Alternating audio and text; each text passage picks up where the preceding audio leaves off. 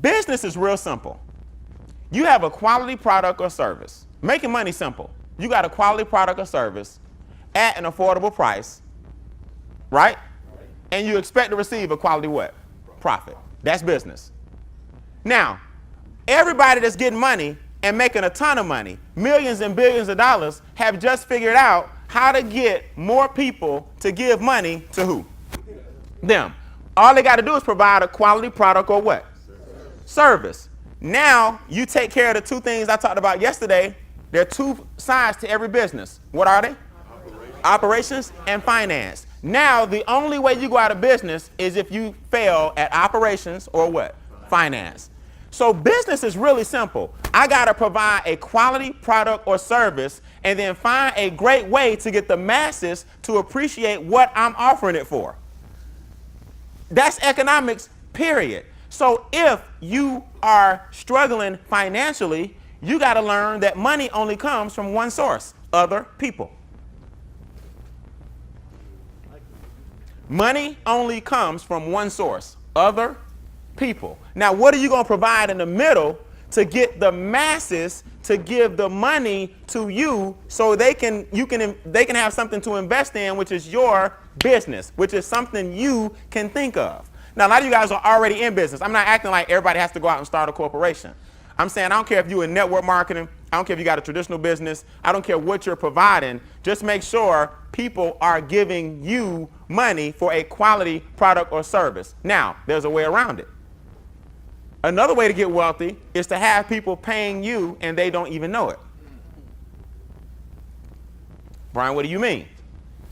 Well, it's simple. If you invest in companies that other people pay for their products and services, you're getting money and people are paying you and they don't even know it. See, it goes back to what I said yesterday. How can you have money in the bank and you obviously feel like the bank is safe, but you don't own a piece of the bank? So the only way for you to get one of the ways for you to get wealthy is to take some money, not a lot, compound small amounts over a period of what? Take some money, and over time, if you believe in Apple, you don't have to go buy stock in Apple. You put your money where Apple is buying, where Apple is investing. See, people get into these big arguments. I'm going to talk about this later on today, branding and marketing and how to get brands and stuff built and create movements. I'm going to give y'all a lot of information this weekend. But people will get into an argument over what's better, Android, Samsung, or Apple. You're arguing about another man's brand.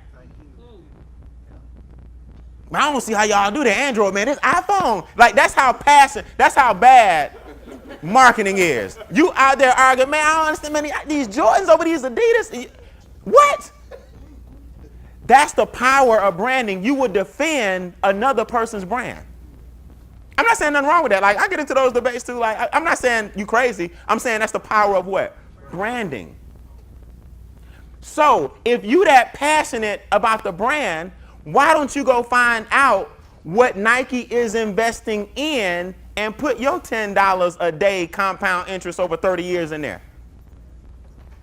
You get wealthy off Nike's money. You don't have to create the Nike, but you wearing them, but you're not investing in what they invest in.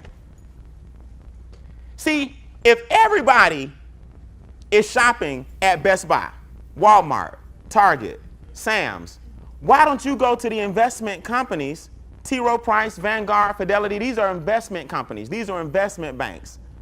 Pull up what these companies are investing in, and then you invest in the funds that they invest in. If billion-dollar companies are investing in certain funds, they must be worth it and somewhat, what's the word I'm looking for? Safe. Am I right? They wouldn't do it. So some tell me if the CEO of Nike putting a lot of his profits over here, I may want to throw my $10 a day over there too.